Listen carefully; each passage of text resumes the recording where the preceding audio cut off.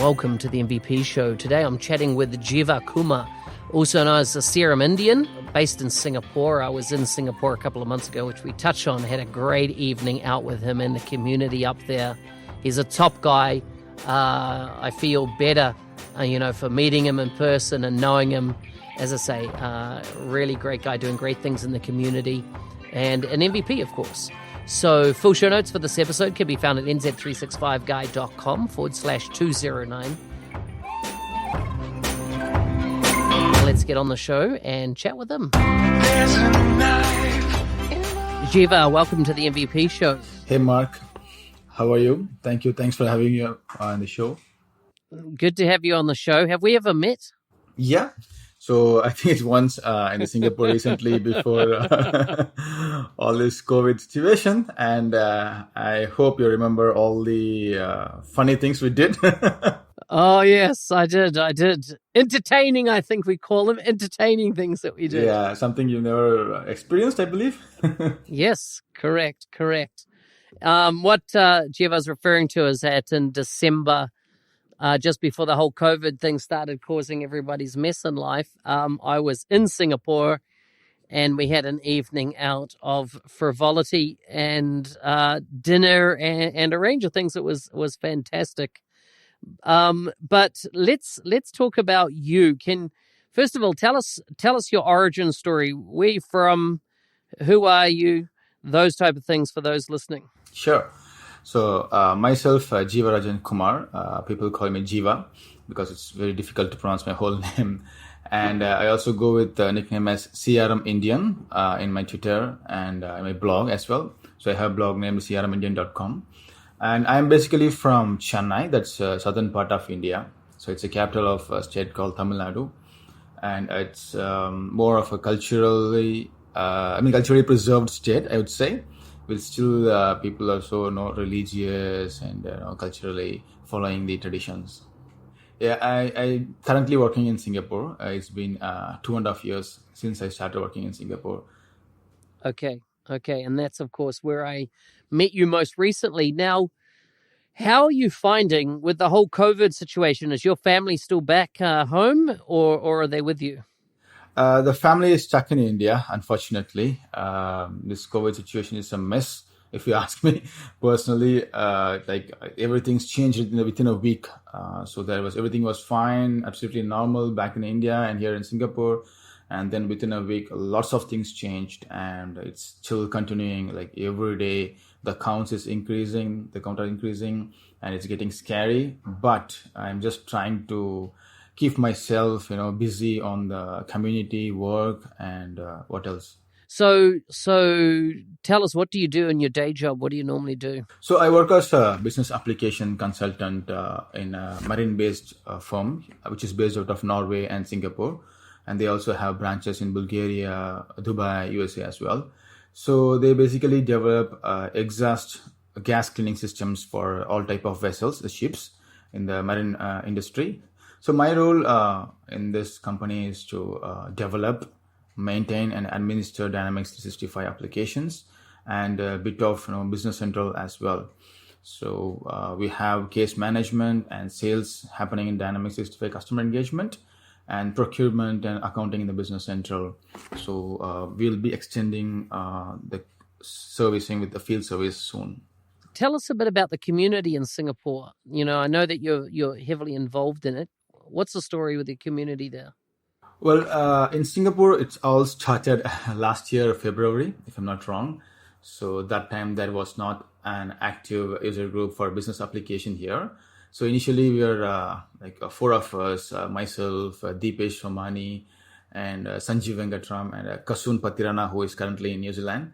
So so I believe most of them, all of them. So we decided that, we had to do something about it, because we usually do some guest sessions through the support of other user groups, organizers like, from Data Platform, Azure. And the response was really good. The people, like consultants, customers, and partners were very much excited about it. And we thought, after seeing the overwhelming interest from people, we thought to start a local user group that will keep themselves updated in the rapidly evolving product. And also in this part of world where there are more on-premise implementations, currently than the online, chances of people to explore the latest features and to get the full taste of the product was very slim. So why is that? Why there's a data center in Singapore from Microsoft. Why is this? And I mean, how I know that is because in New Zealand and Australia, that used to be our main data center until Australia opened their failover data centers, and of course we've just recently had announced data centers coming to New Zealand now as well. So we'll be our own geo.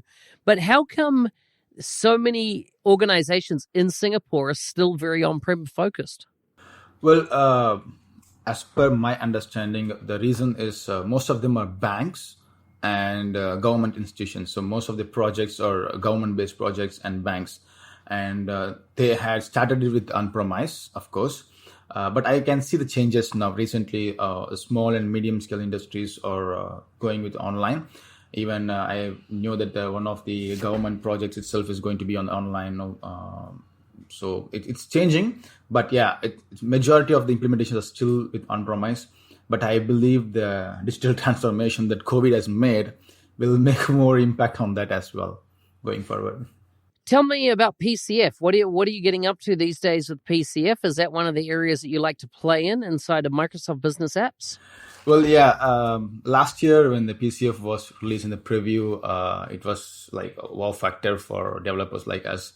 So I started my career as a Dynamics 365 developer, and before that, a .NET developer. So where we had to depend on heavily on the iframes and other applications, and the PCF was very relieving for us, and it was quite exciting.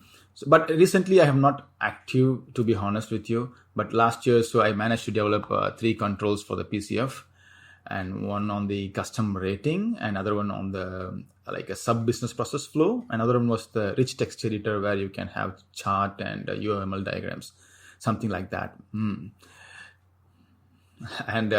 there was a community video which was supposed, which during that last Ignite, I believe, last year Ignite in the USA.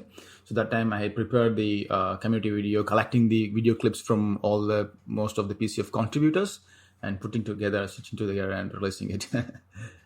You recently did an article around Cosmos DB, Azure Cosmos DB and Dynamics 365 integration. What are your use cases that you're seeing that, we know that underlying CDS has Cosmos DB as part of it, but what are the other use cases you're using it for here? Well, this Cosmos DB use case that I've taken is for the IoT management, IoT device management. The reason the Cosmos DB was put into there is because we will be having a variety of IoT devices. When you're talking about the real-time scenarios, where the inputs could be in different format, the data that comes from the devices could be in different format, and they had to be real-time as well. So, and Cosmos DB is very much suitable for that, providing the elasticity and the performance, and also the data type. It can have independent on the data type. So that scenario, I had to just take a minimal version of what we are trying to achieve in the real time. So I just had this MX chip and taking just the temperature and humidity from that and just putting it into the Cosmos DB. And from there, through Stream Analytics, I just managed to publish it to the Power BI and also developed a flow to read the data from the Cosmos DB and show it in the Power Apps in real time. So it was a cool, it was really cool combinations that I would say, which made really simple. I hardly wrote a very few lines of code.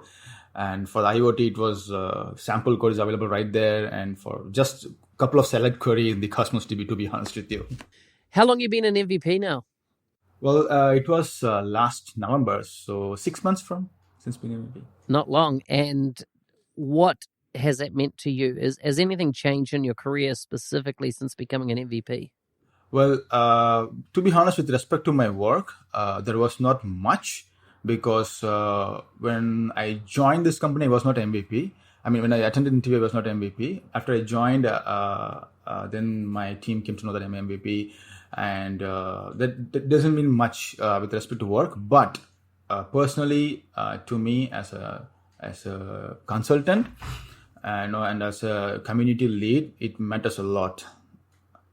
Yeah, so I get to there are the plethora of information available, and which you can access. And my favorite out of this is to access the DLs and interact with the product team directly. And I have not asked any questions or gave suggestions yet, but I follow the DLs and know what is happening around us. It's quite interesting. And also, I love the non-NDA Slack group, which we have. It's quite fun over there. Lots of knowledge sharing and fun there. You're talking about the DLs, which are, for those listening, of course, are lists that are, provided by Microsoft that give us access directly to the product team, and under NDA, we can ask questions and, of course, get some very detailed insights and answers from that team. So the best thing about being an MVP for you is what? Well, as I said, the first thing would be access to the information and the connecting with the fellow MVPs and other experts with remotely and also in user group. Yeah, so that's the main thing. And apart from that, definitely it gives me the credibility. So when I go on the stage and talk, with respect to the virtual event or it's in-person event, it definitely gives certain range of credibility, so that even people will give more attention to you, at least, and it helps to get the information passed in what we wanted to do. And yeah, and definitely as a giving back to the community, nominating another MVPs is something which I'm looking forward to do. I have not done anyone, but I will definitely do. Because there are lots of few folks who I know really who deserve it and who have been working very hard and spending lots of time to the community despite their busy schedules and family responsibilities, like mothers and something like that. Yeah. So who nominated you? How did you actually become an MVP? Well, my MVP journey is quite long, to be honest with you. So it all started in 2017, even before coming to Singapore. So I used to participate in Azure and IoT user groups in Chennai, back in my hometown, because there was no BizApps meetup there. Even till now, there's nothing. So I was quite regular to those events, and I had done a couple of guest sessions there, in Dynamics CRM at that time. And I used to do answer some questions in community forums as well. And of course, I developed some PCF tools last year. And then, and my biggest inspiration for the MVP was podcast. I don't know, it's totally new if you heard. So the inspiration was podcast, like CRM audio podcast and Microsoft Business Application podcast from you, and CRM MVP podcast from Gus Gonzalez. So I believe at that time, it was around end of 2018, MVP show had started as well. And I hear lots of stories about the MVP and the journey, and it gave me an idea about what exactly it is going to be, because people from different background with different experience have shared their different journey. It was, I'm glad that, and I'm blessed that I have made it into the very same show now. And talking about the nomination, it was done by Deepesh Somani last year when we were doing the community activities. And there was also very good support from local Microsoft as well. And, they were encouraging me to do, push myself, to do more. And yeah. Tell me. So I just want to go back to Singapore a bit more, because it's an interesting city and how it's been created and has quite a diverse community. What are some of the things that you're doing as a community in Singapore to stay connected with COVID? Yeah. So in Singapore, so as I said, we four of us started the community, but it grew into a big group. So we are like almost 10, 12 of us who are very active, and we are like a family now. We share our hard times and good moments, and I believe you had met some of them when you visited Singapore here.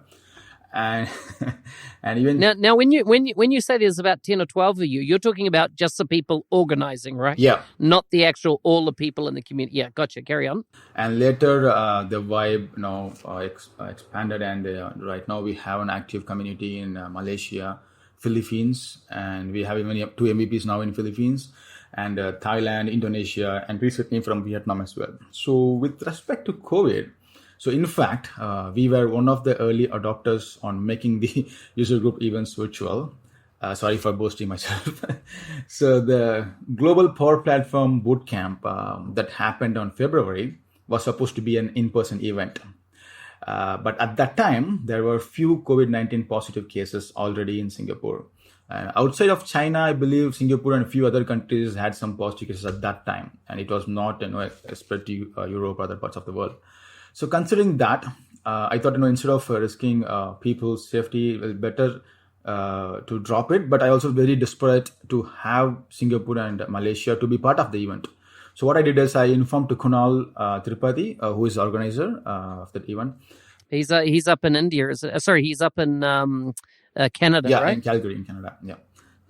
So I told him about that. Singapore and Malaysia would like to have it on the Teams instead of in person, and he was very happy about it, and he just showed a green signal. So that's our very first virtual user group started in Singapore, and we have been continuously doing that since then. So we usually, when we do in person, we follow a pattern where we do monthly meetups every month, and once in a quarter we do a whole day event like a hackathon or a whole day session. So we are still continuing that. In fact, this May 2nd we had a Asian level event where we had speakers from all these countries, which I just told you, and more exciting meetups and sessions are to come. So next month is going to be a surprising one. You will come to know soon. I love it. I'm so pleased that I got to meet you in December, of course, and have a fantastic evening out with you and quite a bit of the community in Singapore. That was a lot of fun, and what I really liked, you're a good host, so fantastic. Thank you for that. Are we ready to do some quickfire questions? Our time's already flown so quickly. Are you ready for some quickfire? Yeah? Sure. Here you go. What is something you think everyone should do at least once in their lives? Meditation. Yeah, good. I agree. Would you rather hear good news or bad news first? I would hear the good news first, because it at least gives that energy and boosts myself to be prepared for the bad news. I like it. Good logic. What's your most used emoji? Well, the big smiley with the teeth showing all the time. So I just do sarcasm comments and just put that to be on safe side. What was the last thing you completed on your bucket list? Yoga, I'd say. So I learned yoga from a couple of schools, but I was not regular. But recently, last 3 weeks, I've been regular. So I just found one of my trainer who was apparently one of my colleague when I started the career, and he's doing online training from Bangalore. So he's just doing remote training. Yeah. Very cool. Describe your worst date ever. I didn't have as such, to be honest with you. I'll let you pass if you want to pass. I understand. So you don't have one? No, not last date. Okay, that's good. If you could write a book, what would you write about? Well, I would write about work-life balance and keeping yourself mentally and physically healthy in this, fast-forwarding world. That's something which I am trying to do, and definitely write a book once I master that. Okay, give us a couple of tips on work-life balance. Well, to be honest, after this COVID, lots of things has changed personally, in fact, to me, because earlier there were only few of independent consultants who do work from home, but now it's become the norm. Even I'm not sure after the COVID gets solved, I don't think it's going to be back like before that. Definitely companies are going to look trying to do this remote work as much as possible to save the cost, and it's better as well. It's convenient to the people as well. So with that, having a work and family in the same house, it's not going to be easy. So it's the same thing. Like you just get up your morning, do the morning routine as you do it when you go to the office, and dressed up well, not definitely in boxes, at least tracksuit or a t-shirt, and just sit in front of the computer and do 2 to 3 hours of works. Go and make the lunch or eat the lunch, come back again 2 to 3 hours, and then a tea break, a coffee break, and then 1 or 2 hours, then close it. So this is something we have to think our room as the office. There's no other way to do this. And definitely last thing is, an important thing is to, as I say, do meditation and do positive affirmations. So during this tough time, these two might help a bit to keep ourselves mentally healthy and stay strong. I like it. I think these are all fantastic tips. Before we go, if people want to kind of follow what you're blogging about, what you're saying on Twitter, etc., where can they find you? So I have a blog on the name of crmindian.com, but I have not had actually blogged in recent 2-3 months, but I'm planning to do now. So that's my next focus, to have more blogs and video blogs in the product. And in Twitter, they can follow me at crmindian. That's my Twitter handle. And I'm quite active in LinkedIn and Twitter as well. So if they can reach out to me, they can always reach out to me in LinkedIn.